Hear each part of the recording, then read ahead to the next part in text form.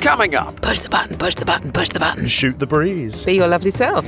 Shoot the breeze. Talking like this for the rest of the podcast. It's a right old laugh. I'm not saying it was flat. I mean, you kind of are. No, I'm not. Please, I'm sorry. I thought that was quite good. I thought that was all right. How do you say that? Obviously, he doesn't work with everything. Not everything. Just occasionally the sweet spot hits. You know, all of that jazzaroo. Disaster struck. Dun, dun, dun. Ooh. You can't pop your cork right at the beginning, no. I jest. And now, enjoy the podcast. How do you say that? How do you say that? How do you say that? How do you say that? Hello, welcome to How Do You Say That, sponsored by BritishVoiceover.co.uk. Here's my co-host, Miss Samantha Boffin. Hello. And here is my co-host, Mark Rice. I always think there should be a rapturous applause there. This is the performance podcast for voice actors, where we talk to a different voice actor every week, play around with a few scripts. And we discover there isn't just one way to read a script, there are a gazillion, trillion different ways. There are. So, Mark. Yes. True or false? I play badminton, but not squash. Oh, interesting. I can see you as a badminton girl, but not squash. Squash is a bit faster and a bit more violent. Yes, I'm going to say badminton, not squash. Yeah, you're absolutely right. And isn't that interesting that I'm not fast in any way, shape or form, am I? So I I'm not a very fast speaker, so squash is not my thing. I'm going to stick with sport for the true or false. Yep. I can hit the bullseye in darts relatively easily, I've found, but I can never get the treble 20, and I don't know why. I think treble 20 is the most difficult to get, which is why it's treble 20. So I would say that is correct. It is. Mr. Yeah, I can get the bullseye quite easily. I don't know why. Yeah. It's very strange. Well, it's easier, isn't it? I mean, Only the just. treble 20 is only just. Let's Yes. welcome our special guest for this week. It's voice actor Charlie Keeffe. Hello, Charlie. Hello, guys. How are you? Oh, I'm great. Thanks. Thank you for having me. Good stuff. You're more than welcome. Sam, let's find out a bit more about Charlie, shall we? Absolutely. Charlie is a UK-based voice actor who lives on the South Coast, which is always a joy at this time of year in the summer. So he has been a full-time voice for 5 years, and he works right across the industry. He does audiobooks and commercials, e-learning, video games, and animation. Well, welcome along to the podcast, Charlie. Have you got a fun fact for us? Before I'd started voice acting, I used to do engineering, and I may or may not have accidentally cut one of my fingertips off at that job. Ew. Engineering says to me, sitting in an editing suite, doing engineering type things. This is not what you're talking about with engineering, is it? Oh, no, I did mechanical engineering, all the big, heavy machinery. One such piece of heavy machinery didn't like Landed me on very your much. hand. Yeah, oh, my God. So which finger Yes, is which it? finger? So it's my left middle finger. It's just slightly shorter than the other one. Very blessed that that's all it took. It could have taken my whole hand off if I'd put it in there. So Absolutely. Have you got a nail on that? fortunately, yes. When they did the operation, they thought they were going to have to take it down to the joint. But when I got into the surgery, fortunately, the guy said, "Oh, perfect. There's enough here. You can keep your nail." Yes. Well, listen, guys, I've got the perfect pun for this week, okay? Oh, my God. With that digital story, let's have a look at the first script of our show and ask, how do you say that? How do you say that? Okay, so I have bought a little documentary kind of a script. I along. wondered what it was. I thought it might be audiobook to start with, but documentary makes more sense. Kind of, I'm thinking, Channel 4 vibe. No, you would be wrong in thinking that. It is very much a young person's documentary. This is for younger viewers. Yeah, younger viewers. So how young are we talking? Like young adults or kids? question. Or... Yeah, young adults, teens. Oh, right. Okay. Okay. So one would suggest it's not heavy, dark. It's relatively light then. Yes. Are these 3 paragraphs linked, or were they 3 separate bits of script with upsound and pictures between them? There wasn't a lot of upsound in this because when you do the ones that are historical like this, there's not a lot of upsound to be had unless you're interviewing people. Right. There were a few people sort of talking about printing presses. This is about printing presses. Do they like the glottal stop? So is it Gutenberg or Gutenberg with a hard T? It was very anglicised in that sense. So, yes, Gutenberg. Johann Fust. Yeah, Okay. It was all very... I would say if it's anglicised, it would almost be Gutenberg and Johann. But I know what you mean. You know what I mean, though. It's not. I do. I'm not suddenly going into fabulous, Sure. European Absolutely. language. No. Absolutely. Well, I'll give it a go first. It's interesting. So documentary, trying to put myself in kind of young adult mind space. Yeah. To transform his invention into a commercial enterprise, Gutenberg needed something every great innovator eventually requires: money. He turned to a wealthy local financier, Johann Fust, borrowing heavily to fund the production of his printing press and expand operations. By 1455, Gutenberg's press had already produced a series of printed documents, and most remarkably, a magnificent Latin Bible, an achievement that would forever change the spread of knowledge. But just as Gutenberg stood on the brink of success, disaster struck. Dun, dun, dun. Dun, dun, dun. Ooh. So, Charlie, what did we think? Oh, it's nice. I did like the delivery on that. And I did like we didn't overemphasize the disaster struck at the end. It was quite could have subtle. done. I chose liked not that. to, yeah. I know. I could feel it in you, but I liked that it Yes. was subtle. It left that little intrigue there. I suppose if I had to offer any criticism, it would be... I guess we could play around with the tones a little more, make it a little more just... I keep it less flat, I suppose. I'm not saying it was flat, obviously. Obviously. I mean, you kind of are, but yeah. No, I'm not, please, I'm sorry. It's interesting because I took it down deliberately, and again, Sam, I'm looking at this thing that we've been doing over the last few weeks in not going too hard in that kind of style and trying to bring it back a bit, and maybe I went too far with that. Well, I think that this is one of the issues, isn't it? It's trying to maintain that sense of sense of engagement, sense of entertainment, or whatever it happens to be, along with not going too flat, but just being ordinary and authentic, isn't it? Is what the conversation is now. Absolutely. Yes, I take your point, Charlie, to be honest. It was quite serious, I think I would say. I mean, it's not a laugh a minute.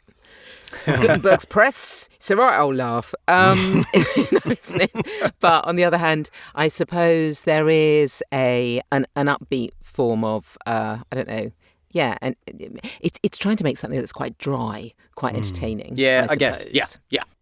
And I don't think I quite hit the mark on it.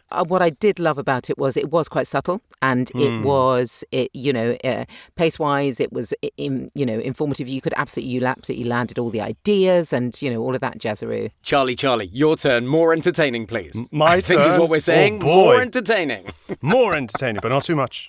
Not too much. Yes, it's a very fine line. I'll try my best. It is, and I think that's the thing that we struggle with. It is a very fine line. Yeah. It is, yeah. It's a real balancing act, isn't it, to bring it to that place. But I'll give it a try. Good luck, studio. Thank you. To transform his innovation into a commercial enterprise, Gutenberg needed something every great innovator eventually requires: money. He turned to a wealthy local financier, Johann Fust, borrowing heavily to fund the production of his printing press and expand operations.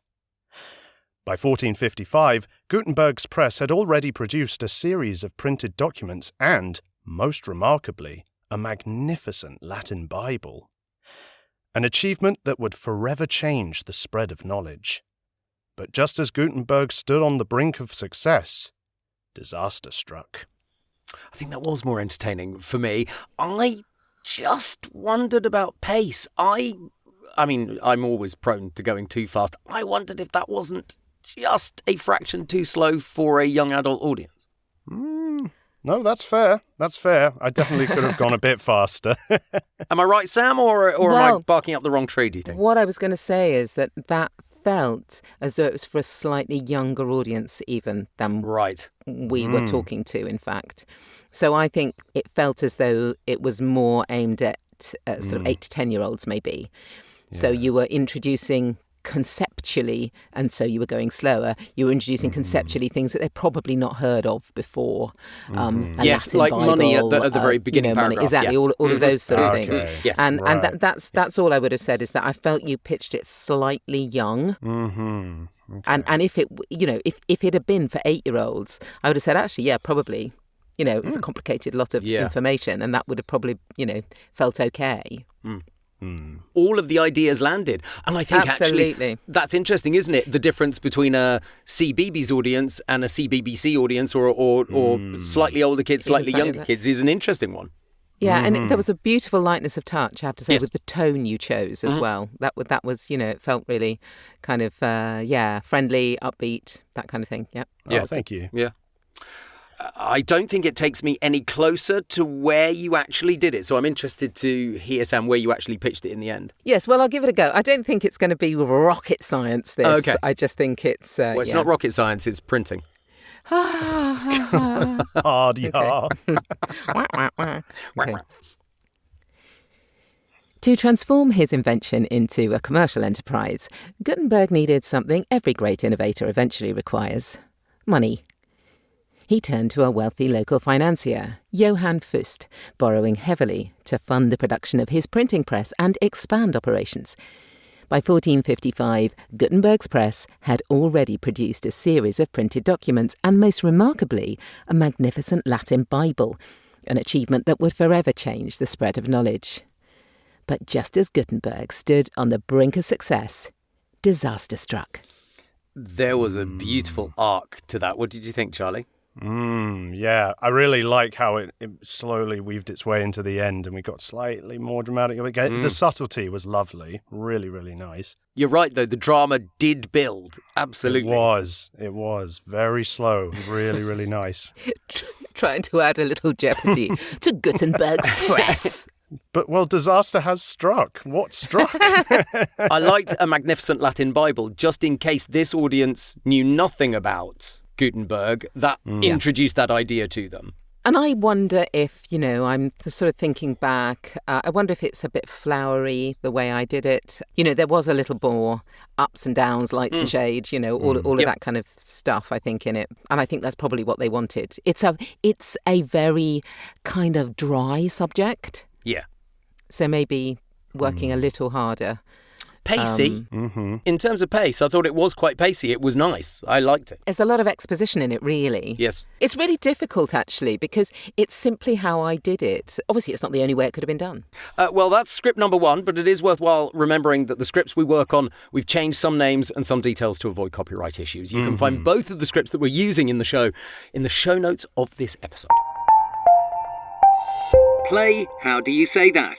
So what I've brought for you guys is a small segment from my most recent audiobook I did a little while ago, which is called The Coroner. It was by European P. Douglas. It's a great story, really loved reading it, and I took a little segment from one of the chapters where we're talking about a character who's really not feeling himself physically, and he's trying to struggle through his work, and he can feel the pain within himself, but he's trying to motivate himself through. Fun fact, I know I'm not supposed to have more than one, but I'll tell you anyway. Most of the accents in this book I had to do were Irish. So that was a fun experience. Well, my question is, there's no dialogue in this. Yes. Is this you as narrator, This is me as me. or is this Irish narrator then? Nope. Okay, Me so this as is me. you as you. Okay, interesting. Okay. I made the executive choice to keep the narrator as me and the voices, and there's no dialogue in this one. So I thought I'd just focus on the narration portion. Sure. So is this a comedic book? Light-hearted? No, it's not a comedic. murder mystery almost. Is it contemporary? Is it set in today's... I mean, they've got phones, yes. but Yes. but It you're is looking in a notebook for a doctor's number, so I was thinking Yes. 60s, maybe, 60s, No, 70s. it's not that early. I believe it's around 90s. Okay. Totally transformed now. I read that now. I've got to do a 90s read. No. I jest. Okay, so is there anything else we need to know about this? This is narration, audiobook, set reasonably modern, not comedic, dark. Dark?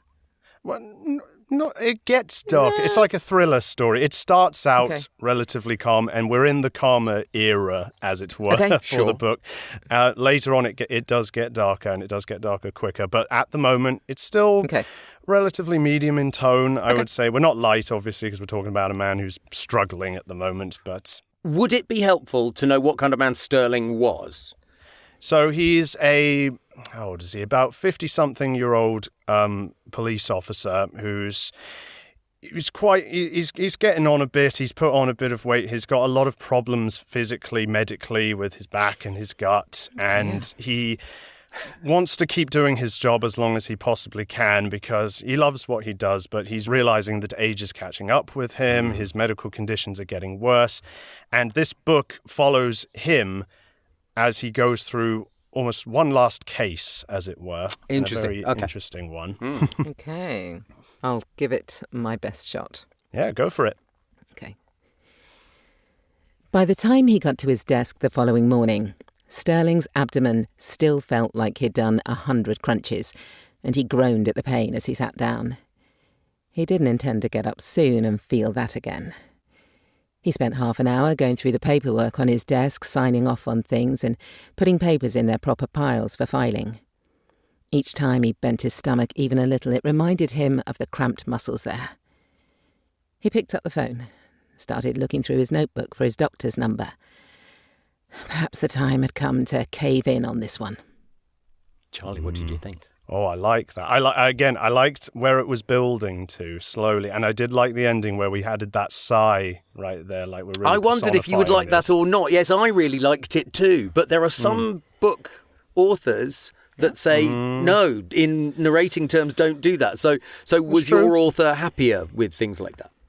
Yes, I would say they were. They were happy that I personified things a little bit and added a bit more of the natural touches of sighing and a bit of panic, because there comes scenes later on where things get more intense and you start reading a little faster and with a little more edginess and fear in your voice, even though it's not technically you. And I personally am much fonder of that kind of reading, but I do totally understand what you're saying. Some authors do prefer completely unabridged, flat dialogue, bare minimum, and keep it to the characters, if you will. Well, you see, Sam, I wondered if you were going to go that, because that's the way you began. You began absolutely that way, and I was then surprised when we got that bit at the end, because you didn't put it in at groaned at the pain when he sat down. So I wondered if you had kind of changed your mind mid-paragraph. Very possibly. Very possibly. I felt he was building to a dilemma. Let's be absolutely honest. I hadn't really thought about it. I mean, As a first cold read, yes. I hadn't studied this piece, and I actually really liked the idea behind it, which was there was this guy. This is, we're hearing, if you like, within the in the context of the narrator, we're hearing what he feels, how he feels at this moment in time. Yeah. So it's a sort of internalized narration. Yeah. And so then I sort of, you then build up to this kind of exasperation that he's feeling. So that's probably why I built and towards it worked. there. Yeah, absolutely. And I of got course, that. if you had the whole book, you'd have the scene, if you like, going into that bit. You'd have been through him and his 100 crunches, presumably. So so maybe I would have started in a different place. That's the interesting thing as well. He technically hasn't done 100. No, crunches. I wondered that. Yeah. That's just how it feels. That's he has just very the bad ulcer. gut pain. Yes. Oh my God. Oh, that's a good guess, actually. I wondered, yes. All right, well, I'm going to have a go, and we know that I'm not brilliant at audiobooks, but let's give it a try, right? Yeah, let's hear it. By the time he got to his desk the following morning, Stirling's abdomen still felt like he'd done 100 crunches, and he groaned at the pain as he sat down. He didn't intend to get up soon and feel that again. He spent half an hour going through the paperwork in his desk, signing off on things and putting papers in their proper piles for filing. Each time he bent his stomach even a little, it reminded him of the cramped muscles there. He picked up the phone and started looking through his notebook for his doctor's number. Perhaps the time had come to cave in on this one. Nice. We had less personification on this one. It was much more neutral in tone. And I did like that, to be honest. I did like the direction that we went there with this sort of neutral tone, because it is in the thoughts. It's not necessarily the person itself thinking this. It is a descriptor. Just on a personal level, I would want to play with it a little more and where we're putting emphasis in. But as a standard read, it's pretty solid. I was trying to slow it down, and I lost the personification that I thought I was going to put in it, because I was concentrating on keeping it slow. That does happen. And that's my thing with audiobooks, isn't it, Sam? I'm either too fast and it's all over the place, or then I'm too slow and it's like just occasionally the sweet spot hits. I think what was interesting for me about that is you felt as though you were whispering it. You took it down so much that it was like you were... By the time he got to his desk the following morning, and I don't really know why. Feel. I don't really know why. Because I don't know whether that's all part and parcel of this kind of being really naturalistic and sort of toning it down, or it just had a whispery quality that I wasn't expecting. Yeah, I think there is a general stigma when it comes to reading books. Most people think they have to do a sort of wavy, relaxed, sort of quiet voice because they confuse it with things like ASMR, where they're trying to make it sound nice in your ear, when really you're just telling a story. No. Yeah. They always make it sound a bit creepy. Yeah, so no, I totally understand where you're getting from. I think when I was trying to learn audiobooks and reading for long periods of time, I would default to just going calm and not doing this. But but yeah, no, I don't dislike the way that sounds. But if you're telling a story, you want to tell it with the confidence. Yes, with a bit of oomph.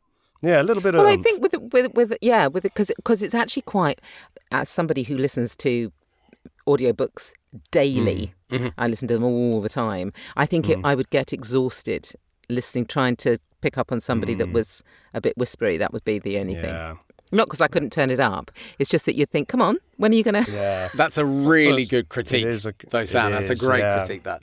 Absolutely. And I do think that it helps when you read the scene that your delivery should reflect what's going on in the scene, in its subtleties and in its delivery. Yeah. If this scene is quite a bit low, so we're going to bring it low. If a scene later is quite intense, we're going to bring it higher. But subtlety, obviously. Well, Charlie, let's hear what you did then. Let's hear. Let's hear if there was oomph in there.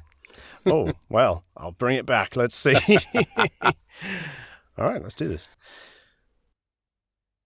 By the time he got to his desk the following morning, Stirling's abdomen still felt like he'd done 100 crunches, and he groaned at the pain as he sat down.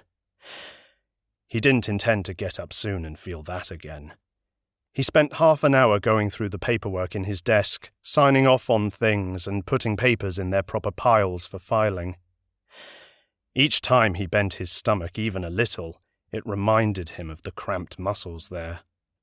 He picked up the phone and started looking through his notebook for his doctor's number. Perhaps the time had come to cave in on this one. Well, that was a nice sigh at the end there. Absolutely. You really felt what he was feeling at that point. Yeah. Thank you. I mean, again, it was lovely. It was slower than I was expecting, interestingly. Yeah, me too, actually. Yeah. Yeah. Which I think probably is good for an audiobook, perhaps. Because I think, again, you need to hear all of the elements that are landing all the time, I think. So always anew, I always think, gosh, yes, of course, I need to hear sort of every twist and turn here. I didn't feel necessarily that we had pace changes in there, but this is one thought. This is one paragraph with one thought. So it may well be that the next paragraph is the change of pace. And I think that was me with my voiceover hat.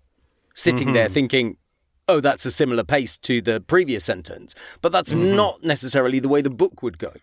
No. Funny you should say that, because I'm pretty sure the next bit after this is where his assistant bursts in with some news. So it does pick up a little bit. Well, there you go. Yeah, exactly. And I think that's the thing, is that audiobooks can be quite... I don't mean samey as in they're always, sounding measured or anything like that, but it's a slower burn. You don't, you can relax a little bit into them. You can't pop your cork right at the beginning, no. Well, yeah, well, absolutely not. Yeah, absolutely. Yeah. And if you do, where have you got to go after that? Well, indeed, that's the watchword of my life, mate. Well, heavens above. Popping corks notwithstanding, we do have the wild card to do, so we could do these in a completely different way. Time to approach these scripts and give us something different. Yes, Charlie, can you pick one of these scripts and give one of us a new motivation or a character or something different to do with it? Okay, let's start with the first script. How about you read this as if you're Gutenberg's biggest fan? Ooh, which one? Which one of us? Ooh. Let's try. Let's go with Mark. You're like this is something you've written for him. You are his biggest fan. And I am you just want to fangirling show how over Gutenberg. fangirling properly about this guy. He is the best thing since sliced bread, which I don't know if that had been invented yet at the time, but Gutenberg's biggest fan. Mm-hmm. Whoop, whoop, Now, whoop. to transform his invention into a commercial enterprise, Gutenberg needed something every great innovator eventually requires: money. He turned to a wealthy local financier, Johann Fust, borrowing heavily to fund the production of his printing press and expand the operations. And so, by 1455, Gutenberg's press had already produced a series of printed documents, and most remarkably, a magnificent Latin Bible. It was an achievement that would forever change the spread of knowledge. And just as Gutenberg stood on the brink of success, disaster struck. Ooh. I liked that. I think that was better than the original. Young There adults was a would lot love like that. There was a lot of arm waving. Was there? Interestingly. I want to see that. Yeah, I like that. You were so excited to tell it. The pacing was going much quicker, and the laughing you did on the money segment. I did like that as well. I was trying to give the impression it's like, well, that didn't matter. That didn't matter that he needed money. It's like he doesn't It really was really need that. interesting It was great. how it changed it though. How once you fangirl over him. I mean, the interesting thing is that could be. I mean, not obviously as swift and as OTT as that, but that could be a really good thing to think about if one was doing that piece, the whole thing. How would it sound if I absolutely thought that Gutenberg was the best thing in the world? Yeah. Because we hardly ever think of things like that. We hardly ever No, I approach things suppose like that. it's It's really interesting to do that. Especially if a documentary is being made about them. There's normally 'cause something dark in we there, immediately go, oh, right, this is serious This is stuff. serious. I'm going to Yes, be yeah, serious about interesting. this. Whereas Absolutely. actually, if you approached it, my God, I think, actually, I might do that for the next documentary I do. I might fangirl over the absolute central character. And then the director will go, Sam, Yes. This is what are you doing, true Sam? crime, Sam. True crime. This guy It's murdered like, 25 the story people. of Fred and Rosemary West does not need to be fangirling. God, Thank you. I love a bit of Rose. No, you're right. Maybe it doesn't work. quite. But Obviously, maybe it doesn't work with everything. Not but, you know. everything. No, indeed. I do find it's a good method, though. If you do need to do a more subtle read for a more serious thing like a documentary, one of the ways to find those little subtle inflections is to read it over the top and ridiculous at first. Absolutely. So you can find Yeah, them, yeah. and then when you bring it down, you'll carry them over. Which is the whole point of the wildcard section of the show, to be fair, so that it shows that if you do it in a very outlandish way or a very different way, you go back to an ordinary read and you kind of go, oh, well, that was a bit different there. And it's like, yeah. Yes. So, Yeah, exactly. that is true, actually. Yeah. So, Sam, do you want to suggest one for Charlie? Okay, so Charlie, I would like you to do script 1, same script as Mark, but this time I would like you to do it as if you were a politician who's avoiding the question. Ooh. Oh, okay then. Yes. I think, right. well, we see that all the time, so this should be... Exactly. Okay, sure, I'll give that a try. Well, to transform his invention into a commercial enterprise, Gutenberg needed something every great innovator eventually requires, money. He turned to a wealthy local financier, Johann Fust, borrowing heavily to fund the production of his printing press and, well, expand the operations. By 1455, Gutenberg's press had already produced a series of printed documents and, most remarkably, a magnificent Latin Bible. An achievement that would forever change the spread of knowledge. But just as Gutenberg stood on the brink of success, disaster struck. I absolutely got the feeling that I you loved were that. not answering the question that had been asked to you, Yes. but actually going, oh, this is great. It's like, Yeah. have you noticed how politicians always answer, when they are not going to answer something, they go, well, look. It's like, what's Yes. that about? They all go, well, look. Yeah, Very they strange. do. Very. And also, because there is information in this document that he's saying what he's done, I've tried to make it seem like it's a lie, almost like he did this, but yes, it came we're across downplaying it a bit. But anyway, yes, I love the way it felt as they were going off at a tangent actually to lead them away from the original question they'd asked, which was something completely different. Well, Sam, that means that you have to do script 2. Really, we can't have 3 lots of script 1. That's true. So Sam, you get script 2. Yes. But I think I would like you to be a scarecrow in the middle of a field on a cold day. And you are annoyed that crows keep landing on your arms. God, blimey, Governor. All right, then. Right. That might be the pain in the abdomen. They might be picking the straw out. Oh, that's a potentially. Good point. Yeah. Okay, so I'm a scarecrow in a field. You can be a scary scarecrow, or you can be a happy scarecrow. Yes. You can be whatever kind of scarecrow you like. Right, okay then. Watch. Oh, well, by the time he got to his desk the following morning, Stirling's abdomen, still felt like it. He'd done 100 crunches. He groaned at the pain as he sat down. He didn't intend to get up soon. And feel that again. He spent half an hour going through the paperwork. In his desk, signing off on things, putting papers in the proper piles. Full filing, and then each time he bent his stomach a little bit, it reminded him of them cramped muscles there. God. He picked up the phone and he started looking through his notebook for his doctor's number. Hey, perhaps the timer cave in on this one. Hey. Good accent choice. I liked it. Really? I could absolutely see the scarecrow in the field. What about you, Charlie?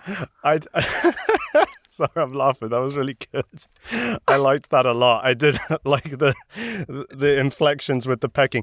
One of the things as well that I liked was at the beginning you sounded quite strained because we always see scarecrows with their arms stretched out like they're crucifixed. Yeah. I almost imagine you kind of just hanging there. The strain is with the strain of being held up that way, and then it all goes to hell when you start being pecked. I loved that. It was really good. It was weird trying to think, how do I start this? Because I sort of went internalized as if he was just kind of in the field musing. Yes. But I don't know. I got to the end of that and I thought, what on earth were you doing, Samantha? Oh, no, I liked it. Really? Great. Well, if you want to play along in the privacy of your own booth, scarecrow or otherwise, we've put the scripts in the show notes. You can have a try for yourself. Absolutely, if you want to be a scarecrow or any other kind of thing. Okay.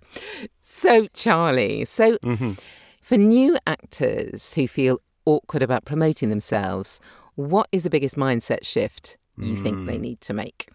This is something that I found out relatively recently because even though I've been voice acting for about 5 years, I've only really been online and promoting myself for a couple of years. And one of the biggest obstacles I found was the confidence in myself to project. One of the reasons we love to be voice actors rather than actors is we're in our booths and we're safe and we don't have to talk to anyone most of the time. I'm not talking about everyone, obviously, but one of the biggest things I learned that helped me overcome this and helped me get better at marketing myself was voice acting is not just about what you can do, it's about who you are. And promoting what you're able to do is just as much as being able to promote yourself and who you are as a person, because that's what people want to see. They want to see not only what they're going to work with, but who they're going to work with. Are they friendly? Are they easy to direct? Are they an agreeable individual that can help them deliver their projects? And putting myself out there on social media and putting my face out there was very difficult. But after I learned this, it became a lot easier for me to feel confident in pushing what I'm able to do and who I am. I think because we act as part of a team, even if it's a very small team, even if you're working to one person, you have been, employed by them to do something that's, important for them. And if you're part of a bigger team of people, you become absolutely part of that team. So they want to know that they can get on with you, that you vibe with them. Yeah, almost all of the work that I get and get repeat bookings for are often on people that I just simply get on well with. It just so happens. It's not because I'm the only voice that can do what they want me to do. No, it's because they absolutely. just like working with me. Absolutely. That's half the experience, isn't it? Yeah. Who you are as well as what you do. One of the bits of advice I got, because at this point I'd started posting on social media things like auditions, or maybe I wanted to do a certain character read or voice or a study or so on. But one of the things I was avoiding doing was just talking about me and myself and what I'm getting up to. And when I started doing that, that's what helped me realize how much easier it was for me to promote myself when I actually try to learn to feel more comfortable talking about myself and the things that I'm doing. Just be yourself and the right people will come. Absolutely. Charlie, thank you so much for coming on the podcast. I hope you've enjoyed it. Oh, it's been great. Thank you for having me. It's an absolute pleasure. Just a reminder that all of Charlie Keeffe's details can be found in the show notes of the episode. Yes, and of course the scripts are there too. And if you want to see what we look like in our booths, the hot, sweaty messes that we are this particular summer week. rolls on. Don't look. Do check out the podcast by searching at HDYST Podcast on TikTok and Instagram, and you can see us in action. But listen to the whole episode as well. Don't just look at the shorts, for goodness sake. Yeah, that's true. Yeah, lots of people doing that. Yeah. All right, that's it for this week. Thanks again to Charlie Keeffe. We'll be back next week with more scripts and another voiceover guest when we'll be asking, how do you say that? Oh, sorry. How do you say that?